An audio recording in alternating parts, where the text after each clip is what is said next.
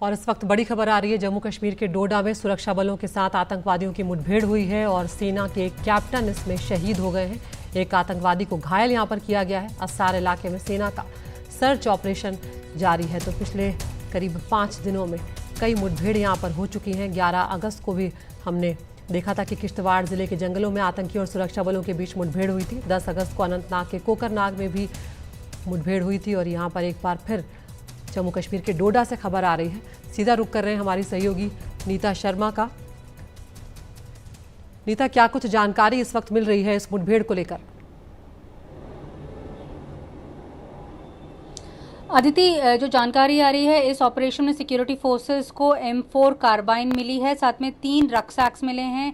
जो ये आसार एरिया है, पत्नी टॉप का एरिया डोडा में, जहां पर ये रिकवरीज हुई हैं। जैसा कि आप बता रही थी, एक कैप्टन जो है वो इस इनकाउंटर में शहीद हो गए हैं। ये बहुत ही चिंताजनक बात इसलिए है क्योंकि जो आंकलन केंद्र सरकार कर रही है, केंद्र सरकार की अलग अलग एजेंसियां कर रही हैं, उसमें ये सामने आ रहा है जो रेशियो है टेररिस्ट के मरने की और साथ में सिक्योरिटी फोर्सेस के मरने की, वो बहुत इन प्रोपोर्शनेट हो गई है। सिक्योरिटी फोर्सेस के अफसर या कहें जवान ज़्यादा शहीद हो रहे हैं और जो आतंकी हैं वो कम मारे जा रहे हैं। इसे लेकर अभी जब हम बात कर रहे हैं तो रक्षा मंत्री एक मीटिंग भी ले रहे हैं अदिति, जिसमें national security adviser Ajit Doval और साथ में चीफ ऑफ आर्मी हैं मिस्टर उपेंद्र द्विवेदी और CDS भी हैं। इस बैठक में भी, इस मीटिंग में भी जम्मू कश्मीर में जो लगातार आतंक का ग्राफ बढ़ता जा रहा है और जिस तरह से सिक्योरिटी फोर्सेस को टारगेट किया जा रहा है और नए नए एरियाज जो हैं, नए नए थिएटर्स जो हैं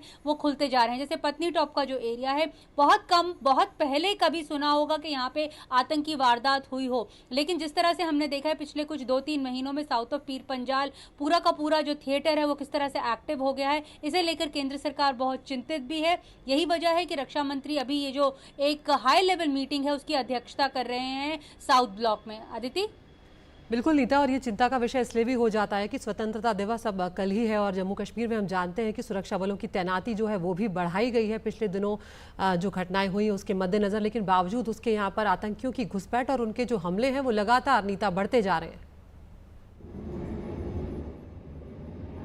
बिल्कुल बिल्कुल, ना सिर्फ जम्मू बल्कि घाटी के इलाके में भी अभी हमने एक हफ्ता पहले देखा था कि किस तरह से जो कृष्णा घाटी का इलाका था वहाँ पे भी इन्फिल्ट्रेशन जो है हो रही थी। तो ये कहना गलत नहीं होगा कि जो पाकिस्तान है वो एक्सपोर्ट दोनों जगहों से कर रहा है। वो वैली का थिएटर भी ओपन रखना चाहता है और साथ में जो जम्मू सेक्टर है उसमें तो काफ़ी समय से 2-3 महीनों से आतंकी वारदातें हैं, उनमें बहुत ज़्यादा इजाफा हुआ है।